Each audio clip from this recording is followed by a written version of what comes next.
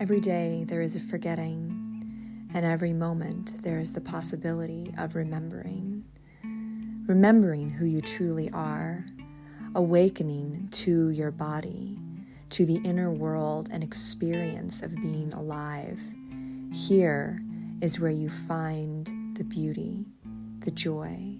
Here is where you free your soma.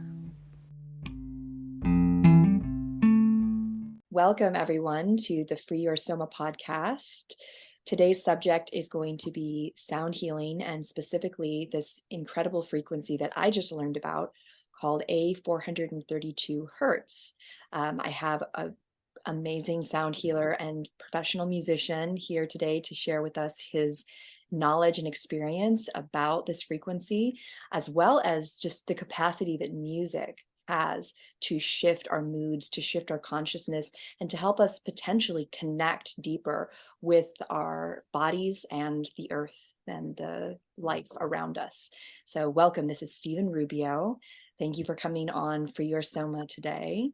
Oh, thank you for having me, Amy. I'm so excited about this. Great. Yeah. I really, Stephen Rubio did a TEDx talk on the subject of 843, A432 hertz. And you can actually see it on YouTube, which is pretty cool for anybody who wants to Google that. And I'm sure we'll cover some of the same general information here today, but we're going to go a little bit deeper with it. We're going to talk a bit more about the connection between this frequency and the work that you do as a musician. So first off, tell me just a little bit, how did you come about knowing about 432 hertz? Well, I don't remember exactly how I came across it, but I think, just me being open to that information is part of it, because if you're not wanting to change, if you're not wanting to find out more, what could be better, what could be more, if you're not always trying to push the limits with what you're doing in your art form, then you might not be so receptive to someone telling you that maybe you've been tuning your instrument the wrong way your whole entire life. Or maybe the music teachers at your music school have been telling you a slightly different way, and there's a better way. So I'm pretty sure that must have been through, I love conspiracy theories, and A432 kind of goes into conspiracy theory at certain points of it. Dealing with, you know, people say that Hitler and the Nazis and were in control of and the Schiller Institute were the ones who wanted to make A440 the concert pitch standard. So I don't know. I think just wanting to go down these rabbit holes, finding this information on the internet, and coming across different websites that were claiming that this was this magical frequency. And for me, it's like, okay, prove it. Let's research. Let's find out. Right. And so you've been really doing your own experimentation with this frequency since kind of your gaining of awareness about it, right? And it sounds like you're somebody who enjoys thinking outside the box, with these conspiracy theories and different ways of understanding, like stuff that sometimes might seem kind of bizarre and unexplainable. So Right. tell me a little bit more, like, as you begin to work with this frequency, because you have a pretty significant background in music, right? Would you tell us a little bit about your background in music? Sure. So, I come from a family of musicians. My dad's a drummer. My mom was a singer. I would always see them playing in their band when growing up, and my uncle's a saxophone player. He used to be the main music teacher up here for so long. I have other family musicians. My brother's a musician. So it was just growing up with that influence was super helpful, even if you're not practicing or playing per se, but just hearing someone play or hearing. So I was always involved around music. My parents listened to great music. They would sometimes even quiz me. Okay, the song would be coming to an end and they would quiz me. Okay, what's the next song on the album? Before the next song comes up, what's the next song? and put you on the spot. You're supposed to know the song order of an album. That's weird. That's not normal. I know I came from a not normal sort of musician childhood. But really my musicianship, I guess you could say, started when I was around the age of 13. I didn't really take private lessons from my dad. You would think I would have taken advantage of that a little more and gotten, but I was a decent drummer by the age of 13, but I didn't really, I hadn't done any training. So in high school I got involved with all the bands, the marching band, the concert band, jazz band, and we had an award-winning, all of our bands were actually award-winning. We had a great school, great marching band, and great drum line. And so I just was like, you know what, this is what I want to do. It was either video games or art or music. And I knew that, I wasn't that great at art. Video games, it was just okay, that's kind of a hobby. Well, And people make money on it now, but we didn't know that back then, right? right, and you can make money at all those things, definitely. Yeah. But I had to really follow my heart, and so my dad funded me to go to Musicians Institute, which was really nice of him. And I did what any son would want there, or I did what they would want me to do, which is just soak it up. I kept all the curriculum. I graduated from Musicians Institute in 2010, and that was for drums. I got a little bit of recording experience there. Up until that point, though, everything was A440, and in my head there was no other tuning. I didn't, you don't really think of another frequency tuning, because honestly, because all of your instruments default to A440, and everything you do in your computer stuff, it just is A440. Every tuner you turn on, everything defaults that way. So why not? Why should I tune it differently? And until you find out about this extra little information that might be out there, you don't even really know it's there, which is interesting.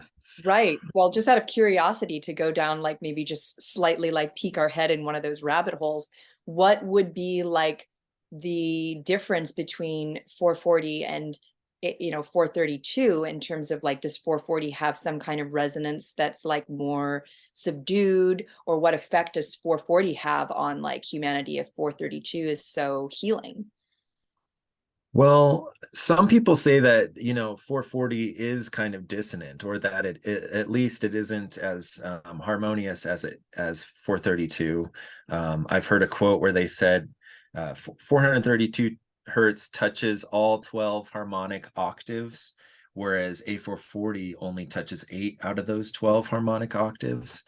And I'm a drummer. I can't quite explain exactly what that means, but what I do feel and what I do know from playing in this tuning and listening and really feeling, listening, but also how does this make me feel? How do I feel when I play this chord? How do I feel when I listen to this music? It's a really subtle difference. It's something that musicians, I can't tell. Sometimes I think a song is 432 and I test it and it's not. And I might really love that song in A440, and I might really feel some great feelings from that. But in general, what I feel from 432 is I feel it's more, I would say, more round. If you were to give it like a visual, it's a little bit more relaxed, more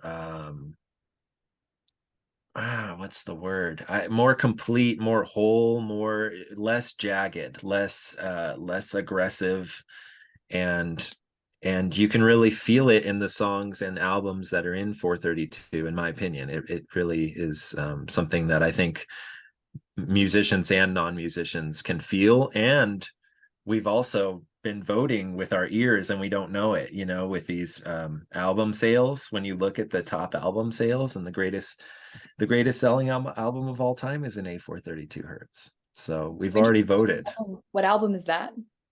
That's Michael Jackson's Thriller. Oh, okay. I wonder if he knew And anything about it. Do you think he did that on purpose, or? well, I know that they did that on purpose. Okay. I know that, because you can't, if you even if you tuned by ear, which Mhm. is what back in the 60s and 70s, a lot of times they would maybe hit the key on the piano, or someone would hit a note and they would all tune to that note.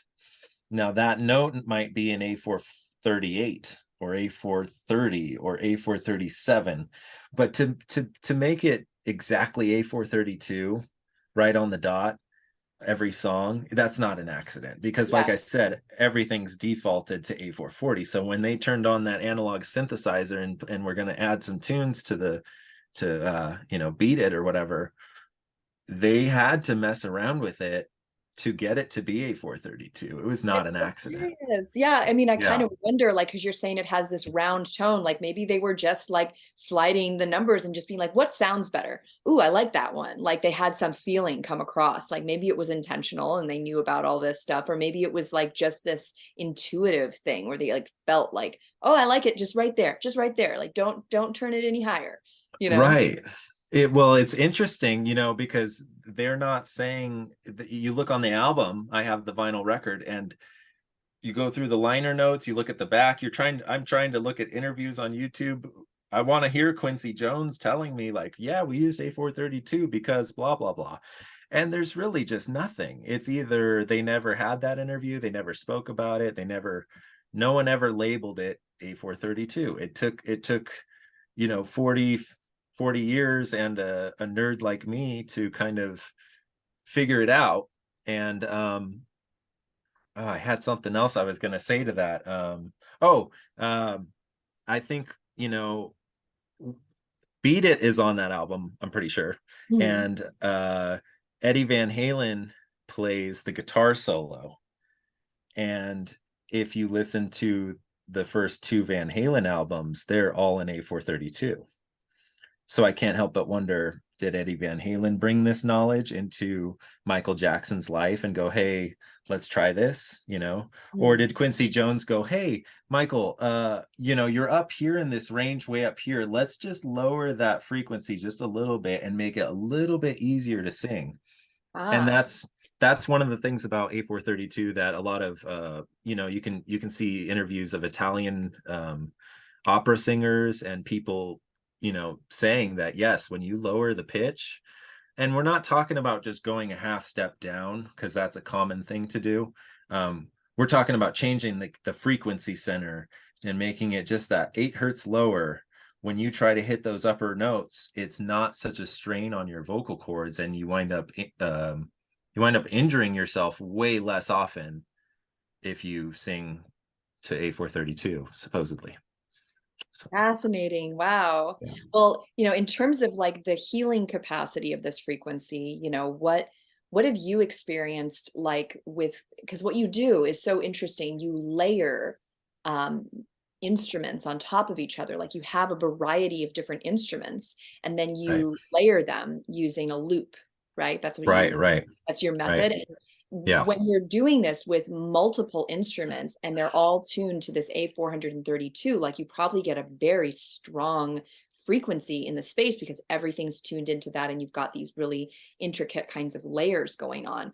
What do you Yeah. feel like personally, you experience after an hour of just being absorbed in this frequency? Well, yeah. So when I do these sound baths and they're all in A432, I feel so relaxed afterwards. There you can't help it.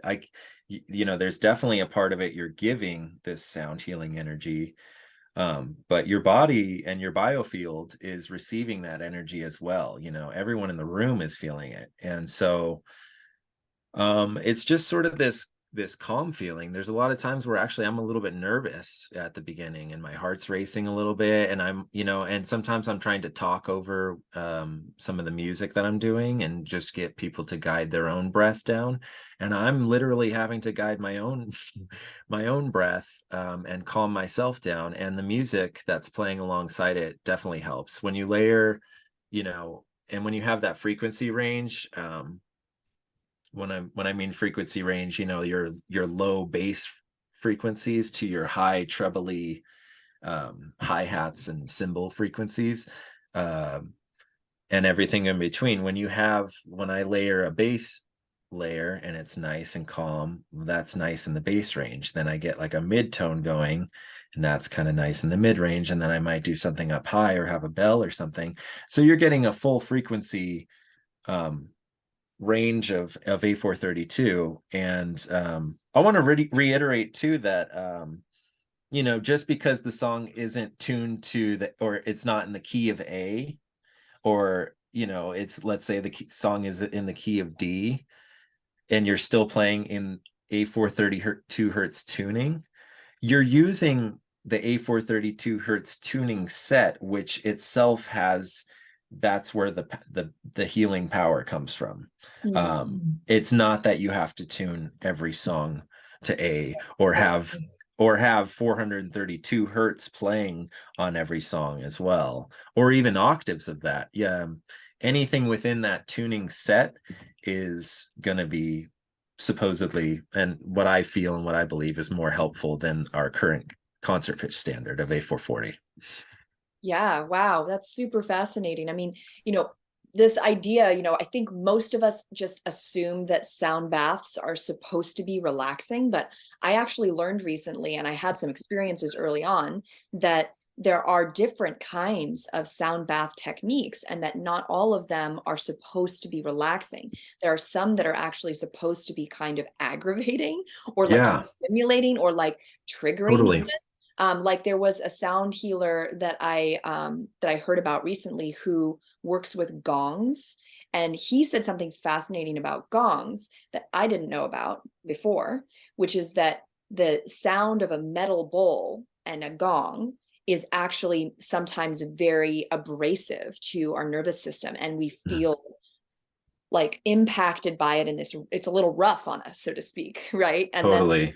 shamanic sound baths that I've been to a few, where they use very kind of strange like ticking noises or these like sharp sounds to kind of like remind you of a dream state or take you kind of into another realm, that has some darkness, that has some like edge to it, that is uncomfortable, and frankly, like I've had those experiences after a sound bath where, I expected to go in and like, it's like, I'm going to have this relaxing experience. And instead I come out kind of shaken. Instead I come out kind of like, feeling a little overwhelmed or even feeling a little bit like, ooh, what just happened? Like I'm stirred up inside.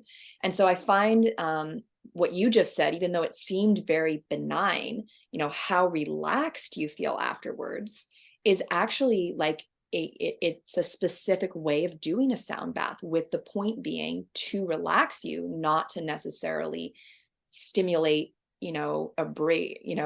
agitate or stir somebody up. Would you like to say Right. something about that? Because I'm sure you've been exposed to other sound healing work. Totally. Yeah, so what you're touching on is called entrainment, or brain, it's entrainment. Not necessarily brainwave entrainment, which I'll touch on in a second, but um musical entrainment, I'm pretty sure, means that you're taking the listener from an agitated state. Usually you want to take them from agitated to relaxed. In your case, you were talking about maybe the opposite happening, where there was some relaxing noise and maybe they ended off with the gongs and the bowls, and it left you kind of Mm, agitated, which maybe is not such a it might not be a bad thing. Like, we think of agitation as like a negative emotion, but maybe it's agitated something inside of you that needed to be agitated. for um, sure. Yeah.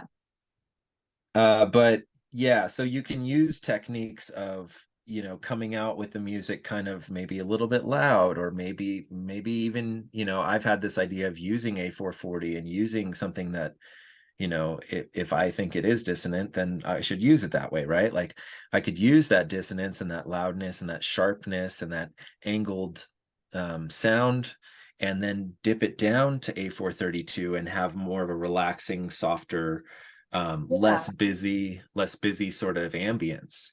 Like a juxtaposition so that people could maybe even sense and feel the difference. Totally, totally. And then, then you can use brainwave entrainment. And all that means is you're using sound to help align people's brainwaves to that frequency. So I'm sure you've heard of binaural beats, right? Yeah. So binaural beats are a form of brainwave entrainment. There's binaural beats, there's monaural beats, and there's isochronic tones. And real brief, binaural beats, they're basically panning a tone, one tone to the right ear, one tone to your left ear, and then the frequencies are slightly off, and your brain is creating an auditory illusion. It's not actually happening, but when you have, that's why you have to use headphones with binaural beats. Otherwise they do not work. So you can listen to all the binaural beats you want on YouTube over your speaker system, and it's not going to do anything. It's really not. It might be soothing to you, it might help you relax, you might even fall asleep to it, but anyways, monaural beats, they're just doing the frequency right up the middle, and they're detuning the two tones the same way, but it's just panned right up the middle. So with monaural beats, you don't have to use headphones, and for that reason, and for other reasons that I've found, they seem to be more effective when I've looked into some of the research behind it, when they've tested monaural beats versus binaural beats. I still need to look up more on this, but everything in my mind is kind of like leaning that way. But I really use them because I can go into a yoga class, or I can be alongside a yoga instructor, or do a sound bath, and I don't have to hand out 15 pairs of headphones, right? Or I don't have to say, hey, bring your headphones for this one. And we're going to figure out a way to hook up all to the Bluetooth and hope and pray that that works for all of us. No, I'm just going to put the monaural beat I can put it underneath the music that I'm doing, or I can just deliver that monaural beat. It's basically a sine wave. It's a very basic audio wave with no overtones, because if you have overtones, it's going to affect that experience. So I can deliver that, and it takes about 5 to 6 minutes, and then the listener their brainwaves will align to whatever frequency I put it at, really. So you can, in theory, you could put someone to sleep. You could make someone feel really agitated and like they're angry and they need to just yell at the world, or you can have them in a meditative state, and anywhere in Right. between. Perfect segue into the next question that I actually wanted to address with you, which is just you're talking about the way that these frequencies, like the one that you just mentioned with 432 hertz or 430 or any various frequencies, that Mhm. they can really literally shift the way our brains are operating. They can make actual measurable changes in our brain waves, and therefore also Right. maybe in our consciousness or our mood or our state of mind.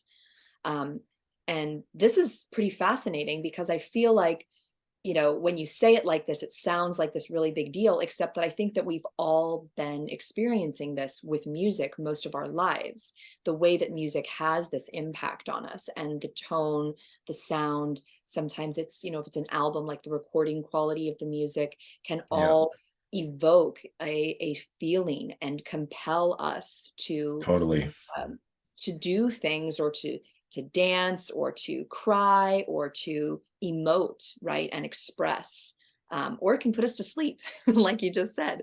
So, Totally. would you say a little bit about, because as a professional drummer, I'm sure that you have played in a lot of bars and you've played in a lot of different kinds of scenes, and what do you think is like so contrasting about music in that kind of setting versus a sound healing setting, in an environment where we're really focused on sound as a way to nurture ourselves? What would you say are some of the differences? Well, I would say that there's just a major connection that happens when I am working with 432 hertz, and when I'm working in smaller groups, and when you're working with more silence and space than you are um, noise, or sound, I should say, lots of sound.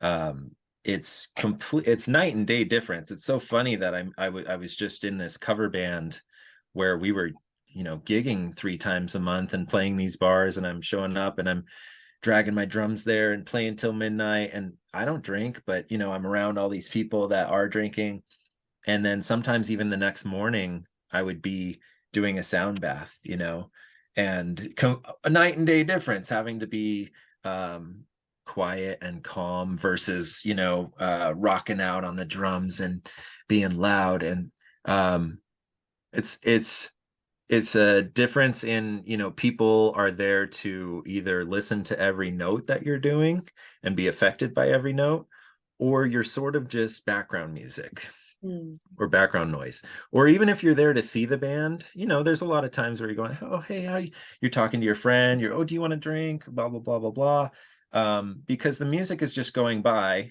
and it's for a different purpose. It's for dancing, it's for, entertainment, it's for, um it's for those things. It's not necessarily for healing. But that doesn't mean that when you go see your favorite band or whatever, or even a cover band at the bar, it doesn't mean that that experience is not healing, because we all know that music itself is healing. Right. Yeah. It just is a different intention behind it. Are you intending to go show off for your friends and make a little bit of money, or are you intending to really, focus in on these six people and give them something that's real, you Right. know?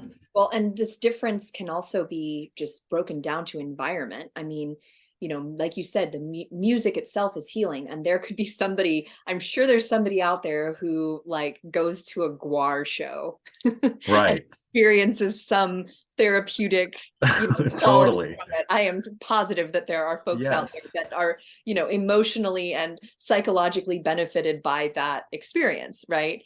Hmm. And of course, it's going to be different for other people, but the environment and the intention of a rock and roll show, or a bar is very different than the intention of like an ashram or a yoga studio, or even like a temple of some kind, where the intention there is really to connect with healing, to connect with our bodies, to work through things that show up in a calm and compassionate way, right? Versus Right. a rock and roll show is letting it all out, expressing, being as big as you want, maybe Yeah. drinking alcohol to forget your worries, right? It's just the Yeah, there's the environment dis is so different. Totally. And the disconnect that you can experience from alcohol. You're escaping, in a way. You're escaping some of the things that go along with the night of drinking at a bar.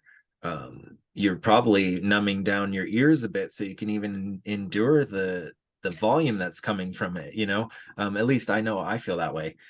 And with sound baths, you're people are there, they're either sober, or maybe they're on some sort of other substance that might be more of a connection based thing, and more of trying to heal and trying to go deeper, and instead of trying to forget and disconnect, they're trying to connect. And I feel that every time I do a sound bath, Right. Yeah. versus playing drums at a bar. And ultimately I'd like to play in A-432, play drums at some place that is, in a band where I can express myself but not be too loud and not blast everyone out, and everyone has a good time, and it's sort of the best of all worlds.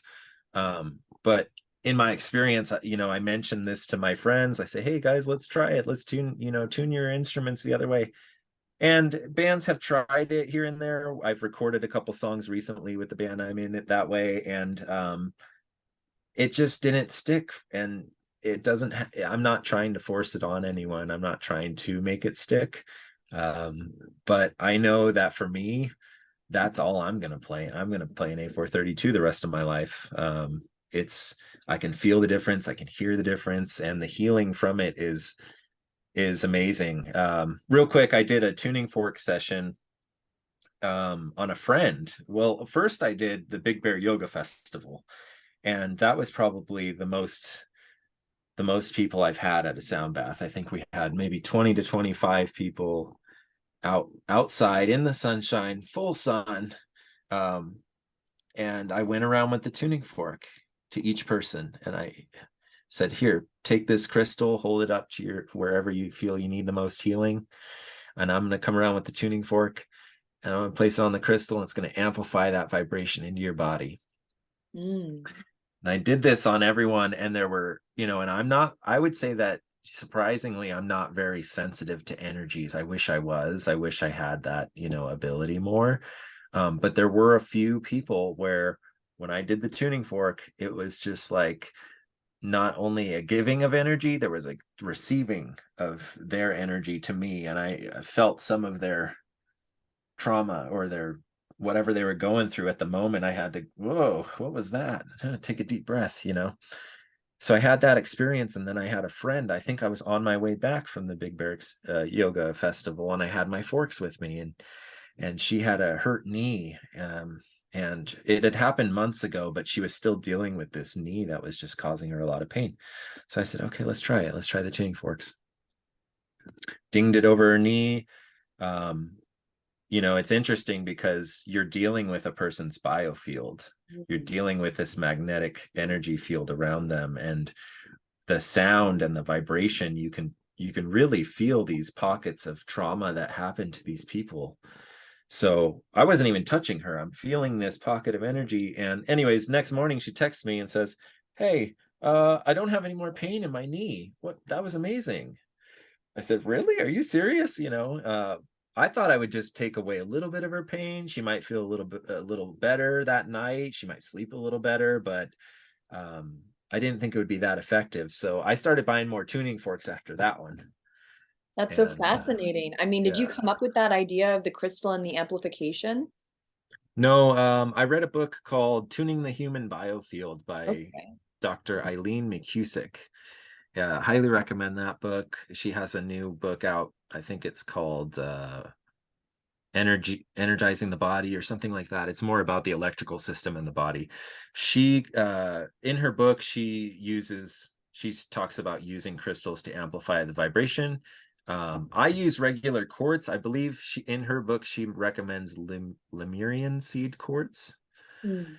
and I've looked at that in crystal shops recently, and it's a little pricey, so that might be something I have to save up for. But for now, I'm using the regular quartz, and I know that that will amplify the vibration as well. Right. And So the forks are all in 432 hertz, so that vibration is combining with the energy of the crystal. right, they're either 432 or it's like C256, the C note in A432, or it's lower octave 128. They're all just octaves of each other inside of that tuning. Right. And I keep using them and keep having such positive feedback. I can't help but think that there's definitely some scientific uh evidence going on here that needs to be more, it just needs to be explored more. And when I did the TED talk, I think that was in 2017. Now it was a few years ago, it's been a while. But I had to research. I already knew about A432, but I had to really go, okay, well, now I'm supposed to be somewhat of an expert on this. I'm supposed to be the guy that informs people about this in this 15-minute talk that I have to memorize. Oh boy. Um, and so I really had to take it seriously and dive even deeper into what I already knew in my heart was better, but now I had to find out, okay, why is this better? Or why, or at least why does it resonate more with me? Or why is the best-selling album of all time in A432? How did that happen?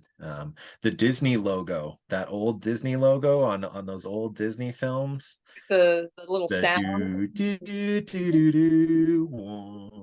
That's very That's round, a isn't it? It's got the or dome shape and everything. totally, and that whistling sound, do do do do do. It's not ear piercing. You would think that it's very calming and invoking, and I put that on and tested it on my keyboard and went, oh my gosh, it's been in my face literally since I was a kid. It's been the best-selling album of all time. It's Van Halen, Bob Marley, Soundgarden, all these bands have utilized it in either their singles or their albums. And it's, you could say, well, yeah, you have to have a great written song, you have to have great musicians, you have to have great production, you have to have all those pieces to the puzzle, obviously.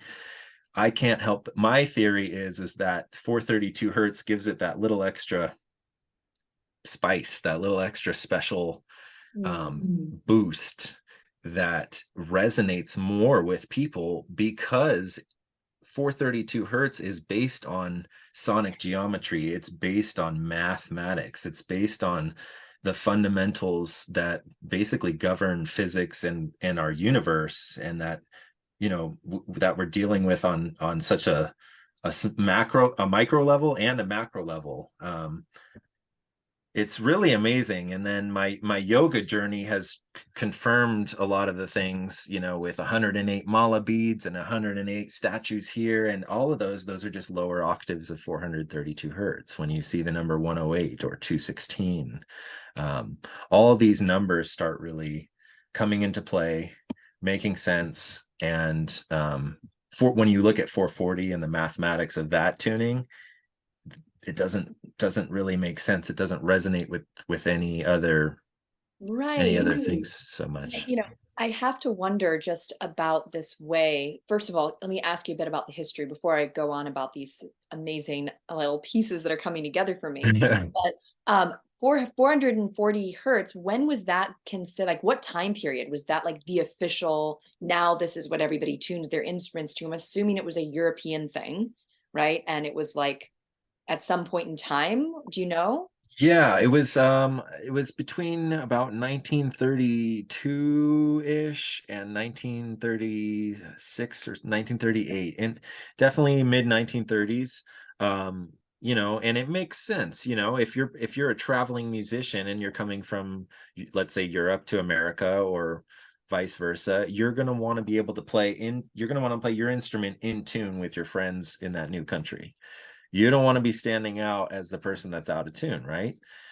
So if Europe's on A432 and America's on A440 and we want to have a concert together, it's not going to sound very good. Right. Okay. So there was at this, So, in the 20th century, then there's been this shift. And how was it right. before? Like, what was the standard before? Like, there wasn't a standard, like every country or every like culture kind of had their own tuning that they would play in. Yeah, so they would just, yeah, every country kind of had their own different tuning. There was A435 for a bit with France, and before that there was 430 hertz, and I think they've tried even lower, 420 whatever. Um, I don't know exactly when they were actually able to measure the hertz frequency of it, because if you think about that, well, how did they even measure that? Because it has to be an exact number. If you go 437 hertz versus 438 hertz, well, you and I are not going to be able to tell the difference of that, really, unless it's side by side right away. But we're not going to be able to put a number on that. So I think the invention of the tuning fork, I'm not sure if that was the first thing that allowed us to do that, but I'm not even, I need to research more into how that came about. But I do know that eventually in the 20th century there, in the 1930s, it was like, all right, we're going to make a decision. And that decision was for basically most of the world, or at least the Western world, was like, okay, we're using concert pitch standard A440. Every instrument is going to be tuned to that. And not only tuned to that, but when you think about the manufacturing process of certain instruments, like the guitar, for example, um, when you have a guitar, it's intonated to a certain tuning. So almost all the guitars you see on the shelves today are intonated to A440, meaning that the frets and the distances between the strings and the frets and all of that. I'm not really a guitar player, but I know enough that they're making their instruments, they're manufacturing their instruments, the size, the weight, everything is to that tuning. So you can tune that instrument to 432 hertz, and that's what I'm doing with my guitars, and it sounds great. You might go up to some higher notes, and the intonation is off because that guitar is intonated to a different frequency standard. So ideally, you have to take some of these instruments in and re-intonate them to A432 and then put them in A432 if you really wanted to be Precise. super precise about it. But really, for everyone, for myself included, for anyone that's trying to play in this tuning, or even A444, if you want to look into that tuning, that's another alternative tuning. Any of these instruments can do it. I have a couple keyboard here that can do it. This keyboard's from the 80s.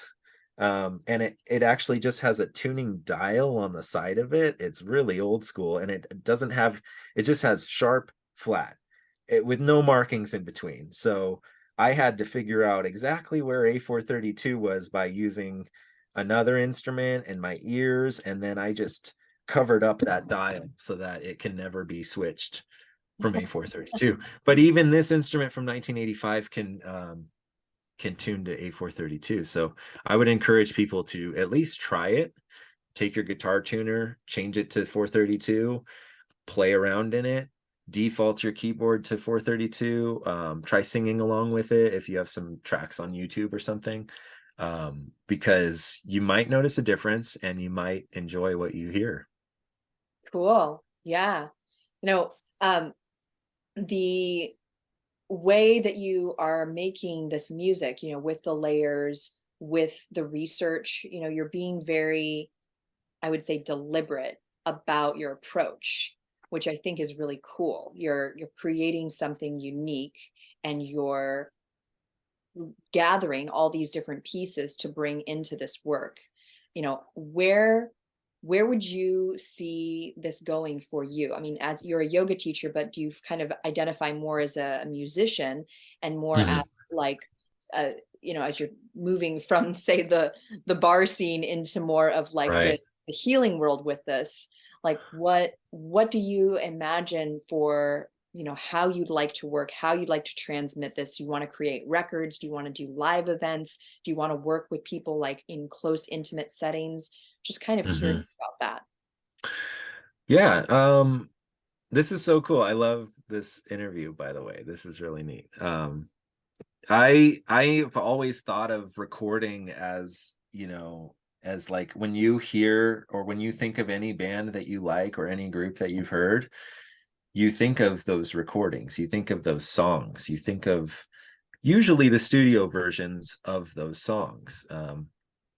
And typically the band went into the studio for, or not even studio first. They came up with these songs in the rehearsal spaces first, or song ideas. They sort of polished them up before they went into the studio. They perfected them in the studio, recorded them, and then they went out and said, okay, now we have some songs to play, guys. Now we know what we're doing. And we also have a product. We have a vinyl record or a CD or a cassette, or maybe now we have t-shirts, something that you can sell alongside of your performance.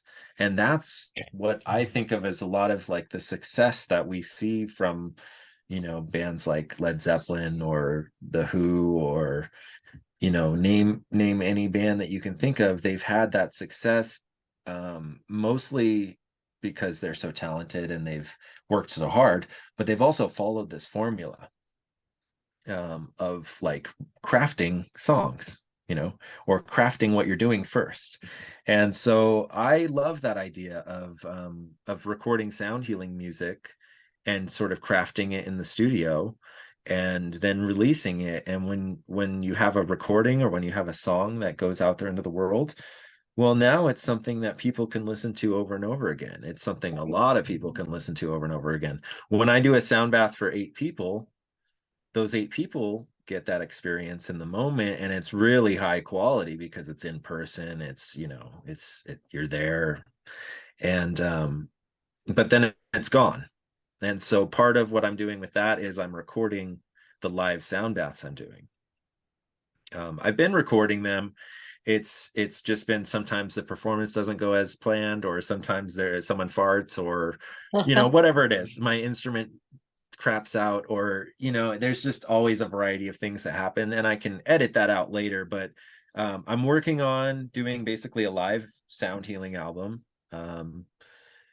trying to put one out this next year.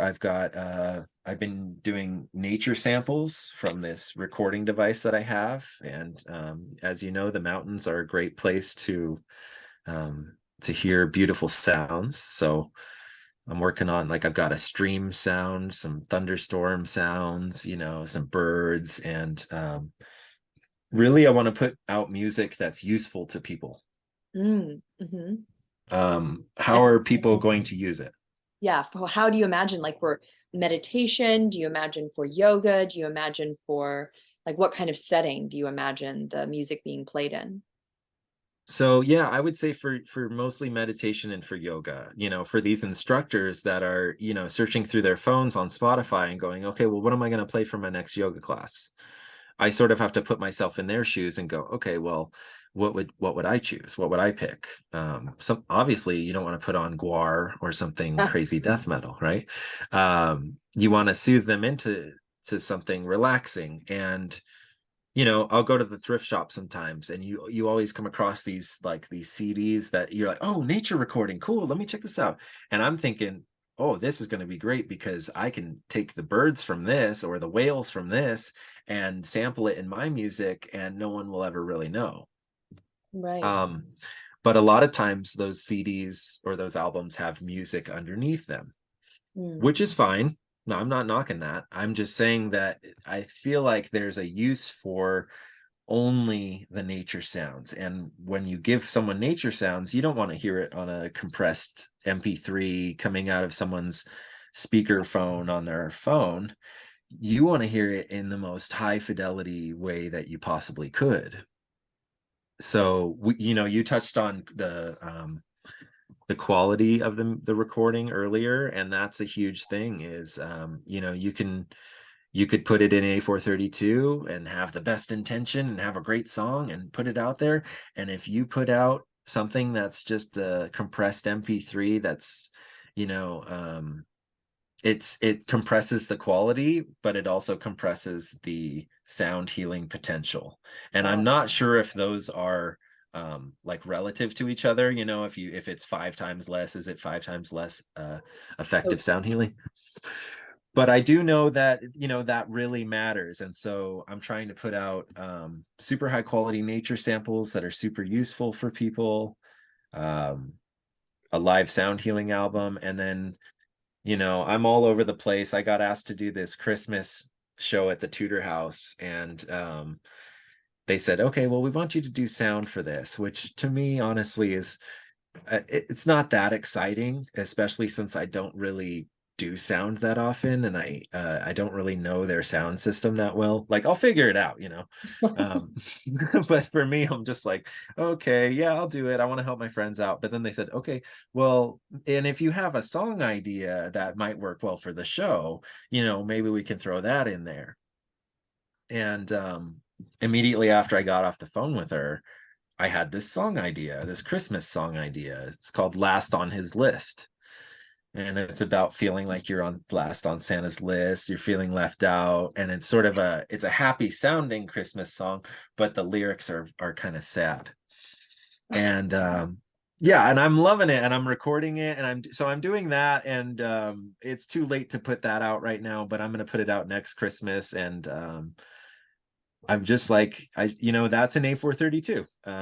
Of course, and one thing I want to mention real quick before, I'm sorry I ramble sometimes, no, by the no, way. it's fine. I got a Okay. question for you whenever you're Okay. ready for it. This kitty likes to climb on my keyboard, but I don't like that. Um, I'm doing this Christmas song, and I'm using these virtual instruments that are sampled. Mm, Someone went around and sampled these amazing keyboards, and it's, the grand piano sounds like you're at a grand piano. Um, Anyways, I'm using A432, and they did an update to the thing recently, and some of my instruments will default back to A440. And sometimes I don't notice it. Sometimes because I have to change it each time I open the program, it seems like. So I'll export the mix, I'll listen back to it, and some of the chimes that are going on are in A440, and the rest of it's in A432. So it sounds a little off. But I'll tell you this much, when I switch it back to A432 and I listen to the mix back, not only is it in tune and it sounds better, which is like, duh, um, it is louder. It's mm, louder, and I didn't adjust the volume at all. And it's Like, because of that resonance. yeah, yeah, It's 12, you said, versus 8. right. It's resonating. Yeah, it's super in tune with everything that's going on. And because the waves are all in tune like that, they like amplify each other, when something's so in tune like that. It's kind of like the concept of like, people can break a glass with their singing if they right? You're finding the resonant frequency of that object and you're matching that pitch. And if you intensely match that pitch with enough amplitude or with enough volume, it will break. And so it's kind of the same concept. If you just match the frequency of the song, it's all of a sudden like this nice, loud, full thing. Wow, yeah. I mean, that I feel like that can definitely happen, like, even with our voices and conversation. Like, have you ever met somebody who talks really fast or talks really loud, and, like, all of a sudden you're talking fast and you're talking loud, and, like, your frequencies are starting to, like, match each other, and you Totally, kinda get amplified, right? totally. Yeah. And when everything's all dissonant too, it actually winds up not being very loud, because it's not resonant. I mean, you can have a lot of loud dissonance. I'm not saying that. It's just it doesn't carry, it's not in harmony, it's not in the flow. And when you have stuff that's in the flow or when it's in that frequency, it's more effective, it's more harmonious, it's um yeah, it's better that way. Awesome. Well, it's again this juxtaposition of like going from drummer in a band, playing at bars to moving towards music as a way to connect people and, create more harmony in our physical experience, right? Right. This has to have arisen from something in you. I mean, you went through a yoga training, but more than that, would you like to share with us any kind of story or experience that you went through that led you to feeling so compelled to do this kind of work, to be part of a healing community for others? Yeah. You know, maybe it's just, maybe it's just my wanting to help other people, and maybe that stems from um like a lack of other people helping me, like sort of like I don't know. I lost my mom at the age of 18 to cancer. I'm not sure if that was part of it or if that like sparked more um drive inside of me or what, but I think I remember distinctly back in high school in the drum line. I was new in the drum line, and I think on the I think I was on the cymbal line. It might have been on the bass drum at that point, but I don't remember. But I remember you're standing at attention. It's just a rehearsal, but I remember our instructor Phil, he asked everyone, "All right, who here wants to be the best?" And everyone raised their hand except for me. And he walked over to me and said, "Okay, why didn't you raise your hand? You don't want to be the best?"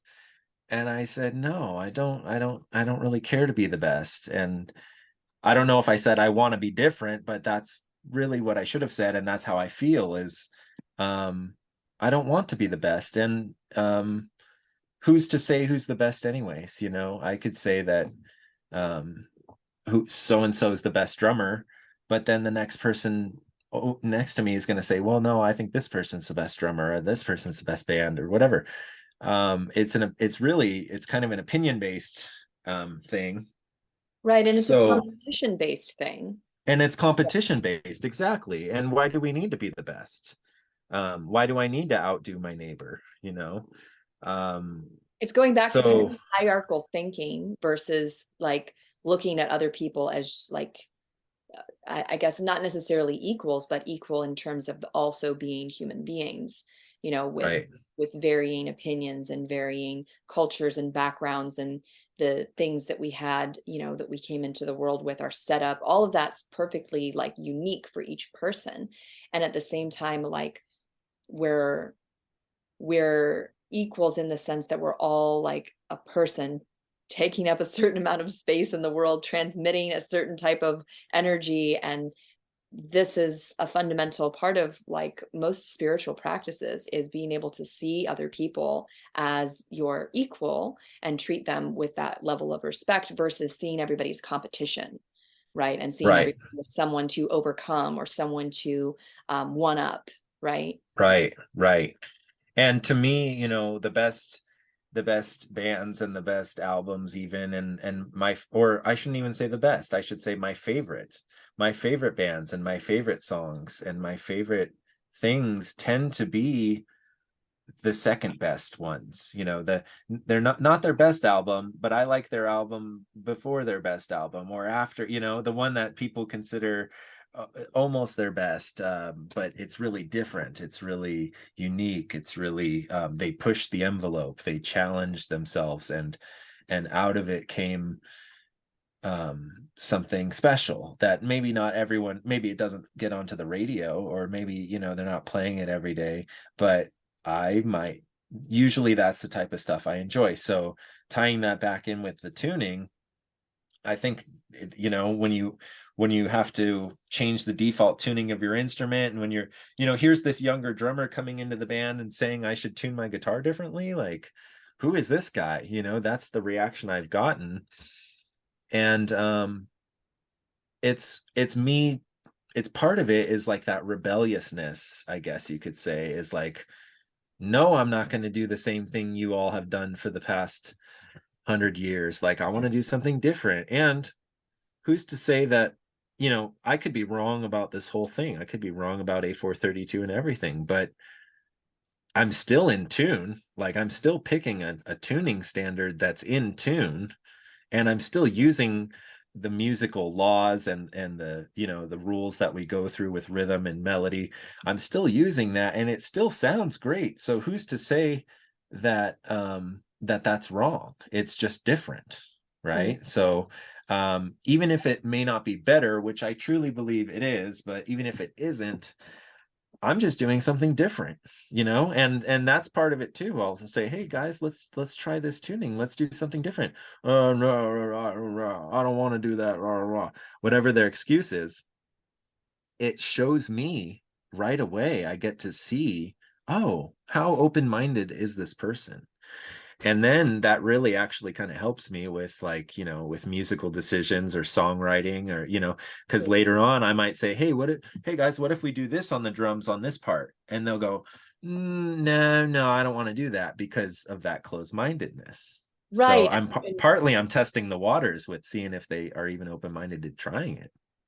Yeah, and I mean, what you sound like and what you kind of have expressed multiple times during this interview is that you really are here to innovate and to do something that breaks some new ground, put something out into the world that like is unique and isn't just like Right. everything else that's out there. And that's what I found so fascinating with the, you have a recording out right now that I have listened to of your sound healing, and it's amazing, Mhm. really quite like Oh, unique. thank you. Sense that it's a soundscape, right? And it has these layers, but there's like this roundness to it that you've described. There's this wholeness to it.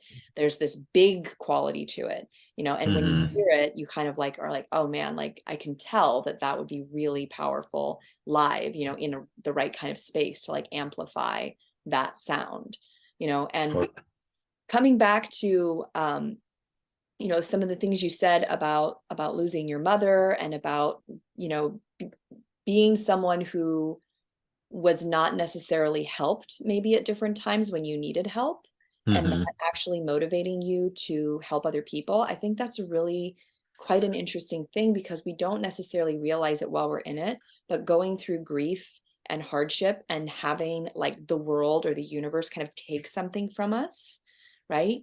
It Yeah. it brings a lot of compassion and a lot of respect, honestly, for life, or it has the capacity to do that, Hmm. and it can be a over time. Grief feels like a weight in our bodies, and it feels like kind of this black hole sucking inward, right? Right. But as we learn to actually compassionately handle our own grief, or even receive that compassionate handling from other people, what I've experienced is that more and more we can build, a simultaneous level of compassion as we are moving through and experiencing the waves and the undulations of something as heavy as grief, right? And so it doesn't Yeah. surprise me that you say that that was part of your healing and kind of like heart opening awakening journey to lose your mother, which I'm so sad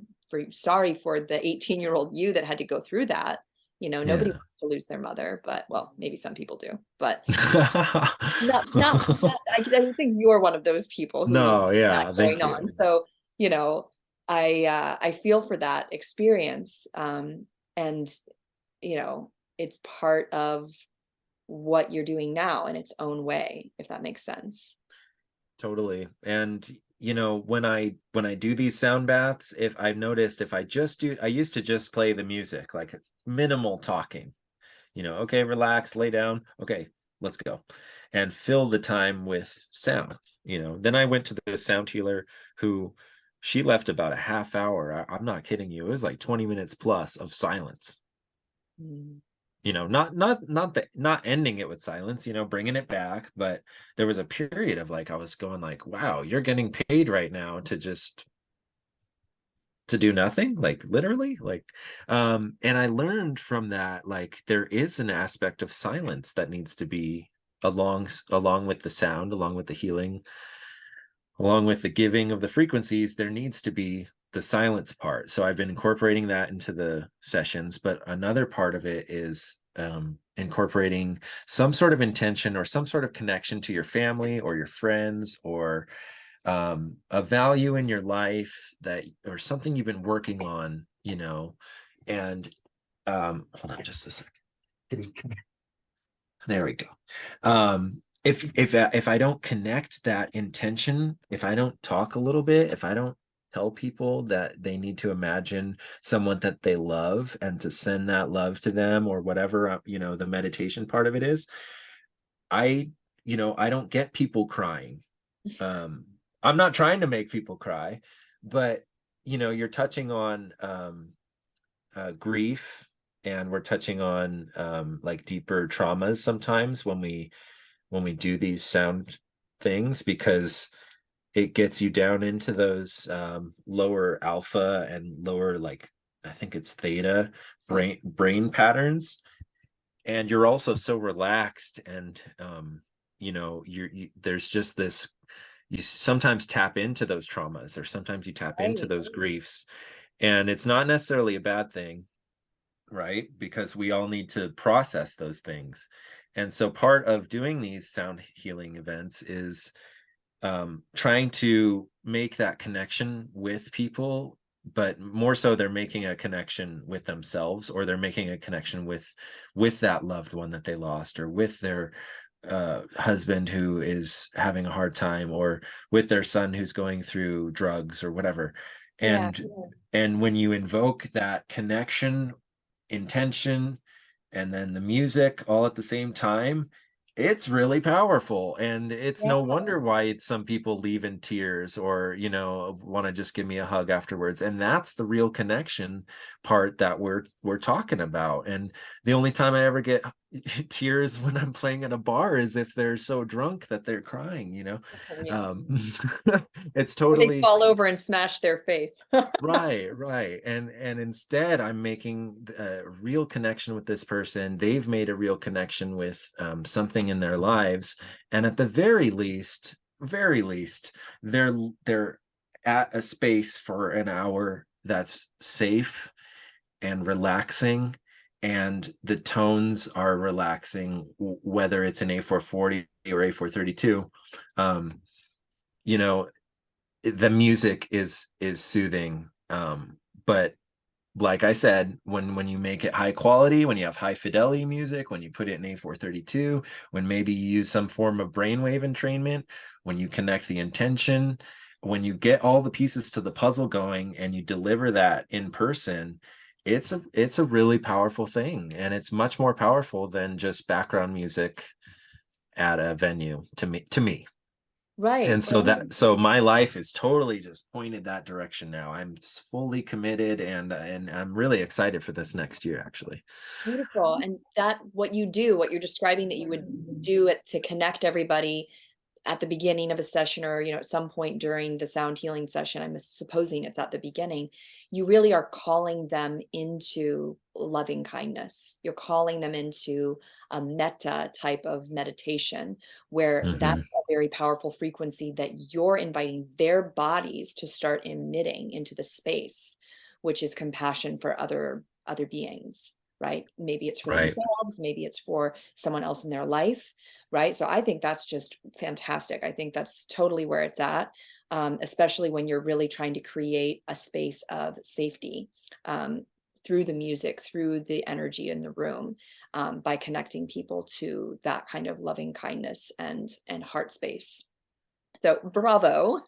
I wanted to Thank touch you. on something that you said earlier that I thought was fascinating. It was almost in the same sentence. You said, I'm not particularly sensitive to energy. I wish I was. And then you described these pockets. Being sensitive to energy. No, you described it. Then you described these pockets of Uh, energy. And maybe another way okay. to put it, because everything is energy, is that maybe you're not sensitive to energy in terms of like the chakras or like seeing auras or something. Maybe Right. your way of being sensitive to energy is being sensitive to sound, because you are Yeah. definitely sensitive to sound if you can tell when the chimes are off by 8 hertz in your Yeah. No, recording, right? that's interesting. I never really thought of that way, and I like that. I really appreciate you saying that. I think you're right. I think I have the ability to be sensitive with sound, and even with touch and feeling, because when you're using the tuning forks, it feels like there's a magnet pushing against your tuning fork in certain specific areas. That's the closest feeling I can relate it to, and I'm sure other people feel that too and hear that too. But that's really cool. Yeah, I was talking about it with my landlord recently, and she said, yeah, you're special. Not everyone goes to the grocery store and wears earplugs. Because I do most of the time. It's kind of this overwhelming experience where there's the music's a little too loud, the beeping from the checkers is too loud, the people are talking a little, someone's on their phone, and and I guess I'm just sensitive to sound, so that's my gift. Yay. Right. Yeah. And then looking at that way the tuning forks create those bubbles, I thought that was also kind of like fascinating, like you're describing being able to feel like this pushback, right? And I've been Yeah. exploring this with in a few different ways. This was kind of the thing that was like earlier in my head. I was like, whoa, putting things together. But when certain experiences and certain things happen, different kinds of traumas, whether it's a physical trauma like twisting your ankle or breaking your leg, or whether it's an emotional or psychological kind of trauma, some kind of life experience, right? What I have found in my own kind of intuitive studies and learning, and then what I've heard from various other people, is that we can create like these, um, I would say, like leaks or gaps in our aura. Some people have even talked about, specifically like drugs and alcohol and certain kinds of substances creating like these cracks or these breakages in our auric field that are then, we're losing energy. We're losing energy through this because there's been some kind of like structural damage to our biofield. And Right. that was what I immediately thought of when you were describing your friend and her knee and the tuning forks and the way you could feel this pushing back. It's like you've come to a breakage point. You've come to a space in the biofield that has some damage, and you're feeling their life force pushing back out. And your Totally. description, like receiving that as, maybe a feeling, or, I've had it at different times where like I'm working with someone and I feel like it's like their memory like comes in, Mhm. and I have like a flash of something that probably happened Wow. to them. And it's totally weird stuff. I don't talk about it that often, but I've No, definitely that's really interesting. experiences Yeah. where it's like I get this like flash of like something that happened once upon a Yeah. time. and it's a momentary thing, like a flash in a dream. And I feel like we're talking about the same thing when we're talking about this like breakage in the aura and the energy coming out, and it's being received by others, it's being felt, right, by others in the Yeah, biofield. That's how, totally. you can tell when someone has been through something, when someone's in a dark place and there's this like, you Yeah, can feel that just by looking at them, right? By being right. in their presence. So I don't know if you've ever heard about any of this stuff that I'm talking about A these little breakages, bit.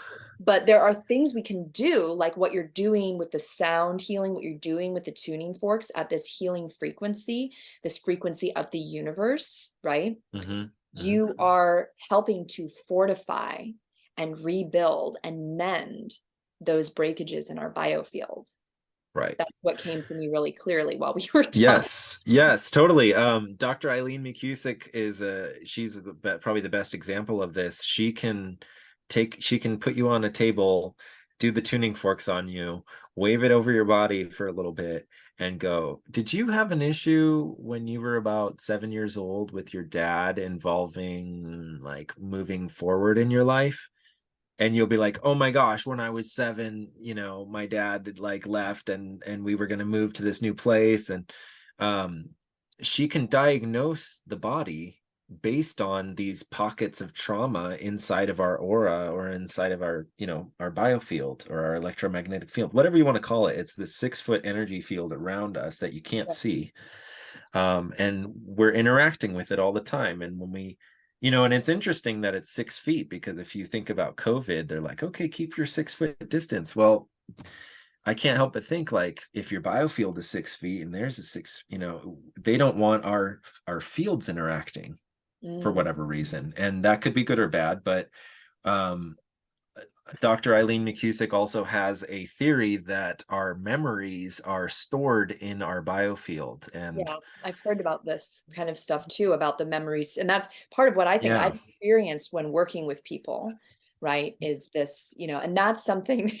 for me personally, I do this somatic work in person, like hands on, and then I also do it over Zoom. And what I've found is very fascinating by doing the work over Zoom is just like that little bit of space that we're like creating in the sense that we're still connecting. Like you and I are here, we're sharing the frequencies of our voice, we're looking at the expressions on each other's faces. Like I've met you before in person, so there's definitely like a blending of our auras on an astral plane, but it's not the same as being in right, person. And right. so there's this kind of almost like this is a kind of a crude it's kind of a crude way of putting it, but it's almost like there's like a condom or something. Like we're a little bit protected Right. from that really direct like influx of like whatever my biofield, the memories and the traumas and the things, right? They're not so directly coming into yours and blending, because we have this little bit of distance of the electronic, system. It's not to say Right. that we still can't tap into those things, but we have to do it a bit more intentionally, I think, Totally. when we're working Totally. with the astral, like technological plane versus in person. It's just happening. Like we can't really stop it totally. Right. And and one thing I want to touch on real quick is, like, when you talk about the technological plane and all of that, at that point we're in digital. We're dealing with zeros and ones. We're dealing with something that is now measurable as far as quality goes. When you have a 1080p monitor, or when you have a song that's 44.1 kilohertz, sample rate. um, these are all measurable things because we've digitized them. You and I have digitized the screen right now, and we're going over an internet connection. When you do that, you almost always lose quality, no matter how high of a connection you have. Um, when you're, when they measure music on tape, they measure they don't that you can't measure the bit rate and the sample bit depth and the sample rate, which is basically the range of frequencies from um, bit depth is the volume from the lowest whisper to the loudest thing, and the sample rate is the lowest bass frequency to the highest treble frequency. And so we use those two pieces of information when we talk about um, digital music or movies or whatnot. And you can record in really, really, really, really high quality. Like, I mean, that's what I'm doing digitally right now. But the best way to do it is analog. The best way to do it is on tape. The best way to do it is in person, like what you're saying with your clients.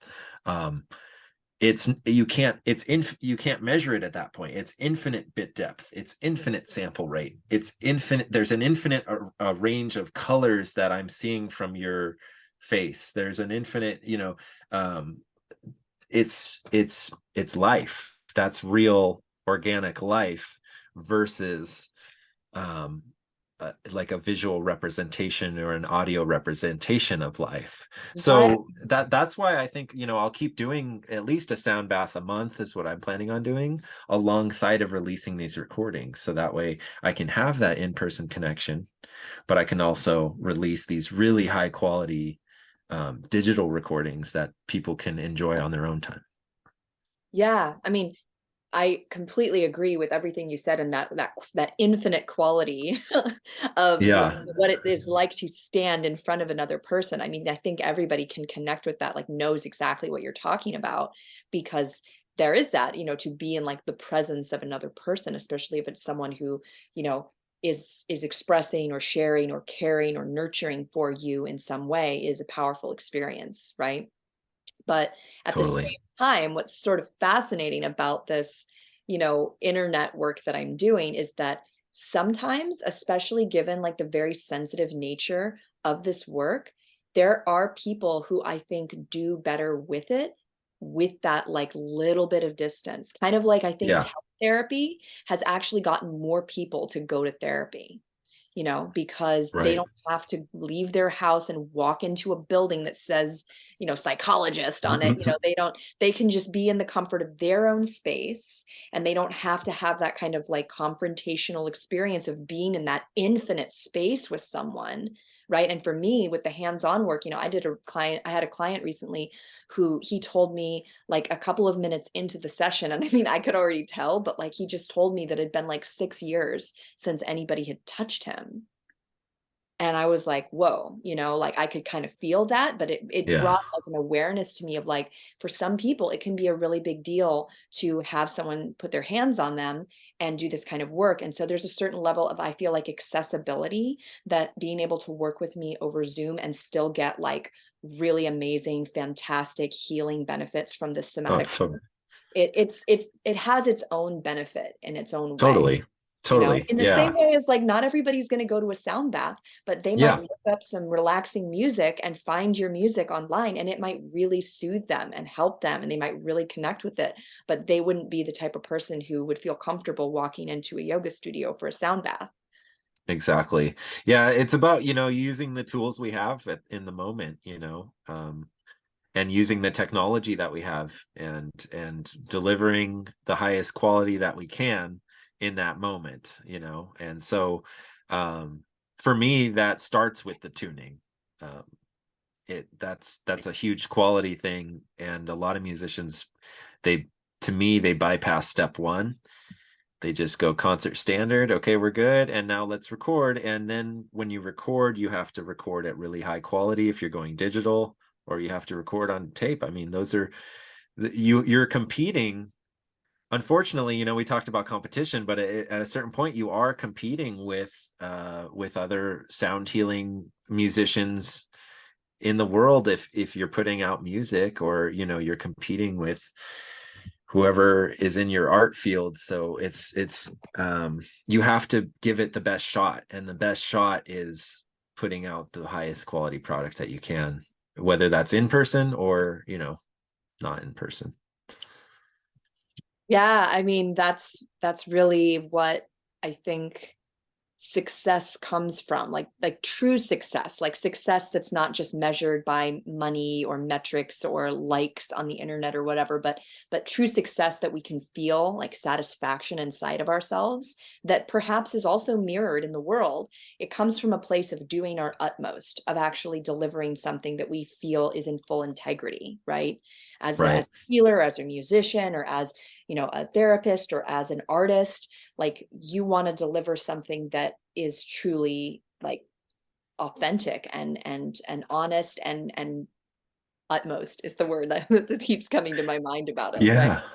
Yeah, and some of these things are etched into time, or they're etched into the vinyl record or a CD or a sound recording that you don't get another chance to go back and do that over. Mm. And same thing with when you're working with someone in person in that moment, especially like you don't get to do that moment over. If you're walking around with the tuning fork and you accidentally drop it on their face or step on their finger, that's not that's they're going to remember that, and that moment is kind of etched in time.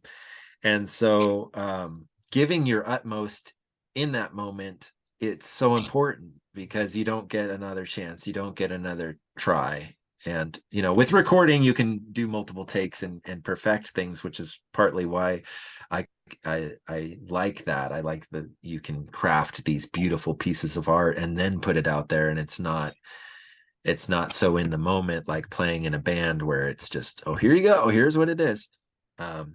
So I feel like, with that craft you can really hone in and make this really effective piece of art for someone that can last the test of time you know Yeah, I mean, that's yeah, that's kind of the bigger vision, right? Is reaching a larger audience with something that's really from you in this authentic utmost way, and then having it live on like as a legacy or something like that, that's what yeah. we have when we listen to classical music like Beethoven, or these different songs that have been around for hundreds of years, folk songs from different parts of the world, or rhythms that are being drummed out, and music that's been being played for thousands of years. It has like this certain quality to it, right, of just this like Hmm. legacy.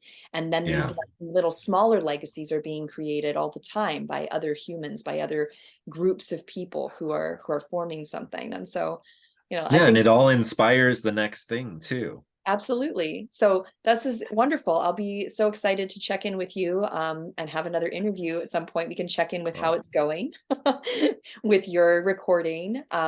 Definitely, there will be, for the listeners, there's going to be information about Stephen Rubio and his music in the show notes, but maybe you also want to tell people where they can find you, where they could interact with you, maybe where they could download a song. sure. So I came out with a meditation album recently called Soulscapes. It's out on all the different platforms, so you can search Stephen Rubio Soulscapes. And all of the tracks have monaural beats in them, and it except for one of them, which is just, I had a monaural beat in there, and it was a rainstorm. It was a live thunderstorm that I recorded up here, and it was just actually a little bit distracting from the rainstorm, so I wound up taking that out. But essentially every track's in A432, every track's in Ultra HD, every track has a monaural beat. And I tried to just make it simple and try to make it this nice meditation album. So you can find that on all the different platforms. If you feel like connecting on Facebook, it's facebook.com/soundwithsteve. And the bigger thing I'm going to be pushing this next year is my Instagram, which is 432 hertz sound baths. I'm going to be putting out a post a day. I'm going to be putting out lots of new videos and talking about albums and songs that are already in A432 hertz that you never knew. I'm going to be talking about music that I like. I'm going to be showing off some of my weird instruments. I'm going to be doing a bunch of different things with that channel. So 432 hertz sound baths on Instagram. Sweet. Oh, thank you so much. This has been such a fascinating conversation. I have learned so much about instruments and sound, and a lot about, what you do and kind of what you're bringing to the table when it comes to creating an innovative sound bath. So thank you for joining me today. It's been an absolute pleasure. Oh, thank you so much for having me. I really enjoyed this. It was great. Excellent. Well, I'll be, Stephen and I are practically neighbors. We live on the same mountain, so I'll see you on the mountain. I'll see you around. See you at Yeah, Stater Brothers. perfect. Thanks, Amy.